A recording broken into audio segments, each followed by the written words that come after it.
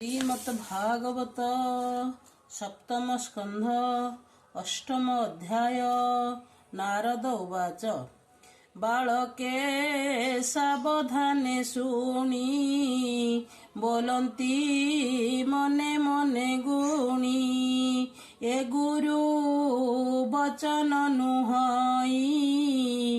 एणे आंभर कार्य नाही प्रहलादर मुख चाही एमंत भाली सर्वे जाई गुरुंक आगे जणाइले संजोगे सकल कहिले शुणी बचन शुणी गुरु मने चिंतिला महामेरु एकांत बुद्धित एहार अन्य लक्षण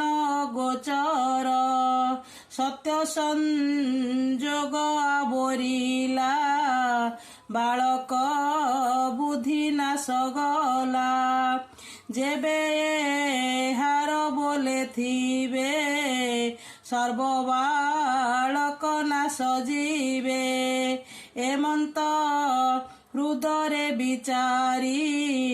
राजदंड को भय करी बेगे राजार आगे बसी विस्तारी कहिला विशेषी असुर शुणी सर्व कथा मने पाइला गुरु चिंता पुत्रर अन्याय वचन शुणी असुर छन छन क्रोधे कंपिता शरीर सर्प जे सने फुफुकार अनेक मते विचारिला पुत्र मरणे मन देला गुरुंक वाक्य कर्णे शुणी प्रचंड कोपे वीरमणि आड़नयने अनाइला पापिष्ट पणे भय कला विश्वास पणे से दयित स्वभावे तार शांत दांत कर अंजलि देई माथे प्रह्लाद पितार ग्रते चरण अग्रे शिर देई सर्व बालके मेल होई एमंते पुत्र को अनाई चिते प्रलय कोप बही गर्जई बही मने कोप पादे प्राहार जेन्हे सर्प स्वभावे दारुण असुर दिशई जेन्हे दिवाकर हिरण्यकश्यपुवाच दुर्बुद्धि दुष्ट कुलांतक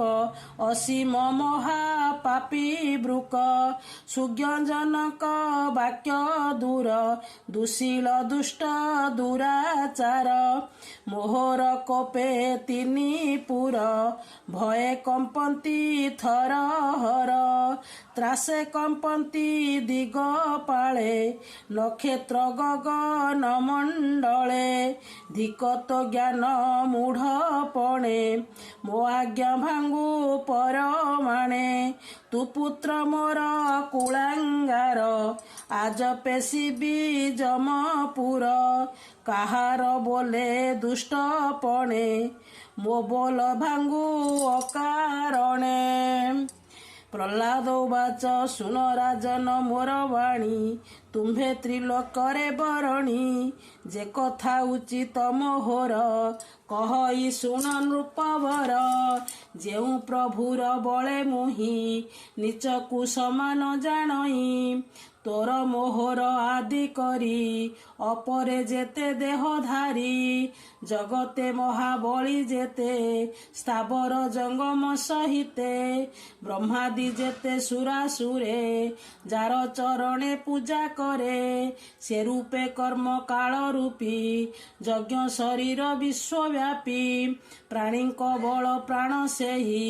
ବାହ୍ୟ ଅନ୍ତରେ ସମ ହୋଇ ଇନ୍ଦ୍ର ଦେବତା ଇନ୍ଦ୍ରିଗଣ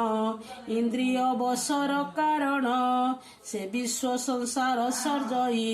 ତ୍ରିଗୁଣ ମାୟା ସଙ୍ଗେ ନେଇ ଭୁଞ୍ଜଇ ଅଶେଷ ଶରୀରେ କ୍ରୀଡ଼ାର ଅନ୍ତେ ଅନ୍ତ କରେ ଏହା ତୁ ଜାଣି ତାକୁ ସ୍ମର ଅସୁର ଭାବ ଦୂର କର ଆତ୍ମାର ଭାବେ ଆତ୍ମା ରଖ ସକଳ ଘଟେ ସମ ଦେଖ ଯେ ଭାବେ ରିପୁ ମିତ୍ର ନାହିଁ ସେ ଭାବେ ରହ ମନ ଦେଇ ମିତ୍ର ଉଦାସ ଶତ୍ରୁ ଗଣେ ହରିହୁ ନାହିଁ ଅନ୍ୟ ଜଣେ ଏ ଭାବି ଚିନ୍ତି ହେ ପିୟର ହରି ସନ୍ତୋଷ କର୍ମ କର ତୁ ଯେବେ ବୋଲାଉ ବୀରମଣି ତ୍ରିଲୋକ ଦଶ ଦିଗ ଜିଣି ଏ ତିନି ଭୁବନ ଆବରି ଭୁଞ୍ଜ ତୁ ଅକଣ୍ଟକ ଶିରି ଜଗତେ ରିପୁ ତୋର ନାହିଁ କହିବି ଶୁଣ ମନ ଦେଇ ବ୍ରହ୍ମାଣ୍ଡେ ଯେ ଅଛନ୍ତି ପୁଣ ଏକତ୍ୱ ଦେହ ପରିମାଣ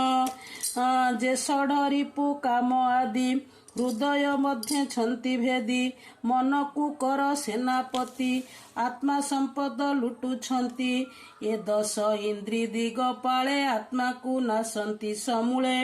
ଏହାଙ୍କୁ ଦେହେ ନବ ନନିବାରି ମୁହିଁ ବୀର ବୋଲି ଗର୍ବ କରି ଏହାଙ୍କୁ ଜିଣିଲୁ କେମନ୍ତେ ଏବେ ହେ ଦୃଢ଼ କର ଚିତେ ଏମନ୍ତେ ପ୍ରହ୍ଲାଦ ବାକ୍ୟ ଅସୁର ଦେହ କୋପେ କମ୍ପେ ବୋଲଇ ପୁତ୍ର ମୁଖ ଚାହିଁ ନିଶ୍ଚୟ ମରିବୁ ଆଜ ତୁହି ଅଧିକ କେତେ କଥା କହୁ ତୁଜେ ଅସୁର ତନୁ ବହୁ ମୃତ୍ୟୁ ଯାହାର ସନ୍ନିଧାନ ମନୁହରଇ ତାର ଜ୍ଞାନ ଆତ୍ମାର ଗତି ନ ପ୍ରମାଣି ବାଳୁତ ଭାବେ କହୁ ବାଣୀ ଜୀବନ ଭାବ ନାହିଁ ତୋର ବଚନ କହୁ ଅଗୋଚର ଏ ତିନି ପୁରେ ମ୍ୟୁ ଈଶ୍ୱର ମୋତହୁଁ ଅଛି କେବା ପର କାହାର ବୋଲେ ତୁପା ମୋର ମୋ ବାକ୍ୟ ଅବଜ୍ଞାତ ହୋର ସ୍ଥାବର ଜଙ୍ଗମ ସହିତେ ମୁହିଁ ପାଳଇ ଏ ଜଗତେ ମୋତହୁଁ କେବା ଅଛି ଭିନ୍ନେ ଈଶ୍ୱର ଏ ତିନି ଭୁବନେ ତୁ ଯେବେ ବୋଲୁ ଦୃଢ଼ କରି ଦୃଶ୍ୟ ଅଦୃଶ୍ୟ ଅଛି ପୁରୀ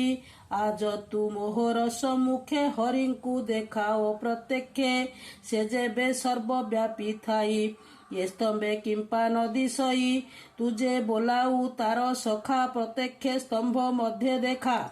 ଆଜ ହାଣିବି ତୋର ଶିର କେମନ୍ତେ ରଖେ ଚକ୍ରଧର ଏମନ୍ତେ ପିତାର ବଚନେ ପ୍ରହ୍ଲାଦ ଭୟ କଲା ମନେ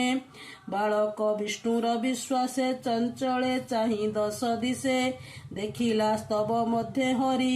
ଶଙ୍ଖ କମଳ ଚକ୍ରଧାରୀ ଓಂ ନମୋ ଭଗବତେ ବାସୁଦେବାୟ ଅଧ୍ୟାୟର ଦ୍ୱିତୀୟ ଭାଗ ଦ୍ୱିତୀୟ ଭାଗରେ ଶୁଣନ୍ତୁ।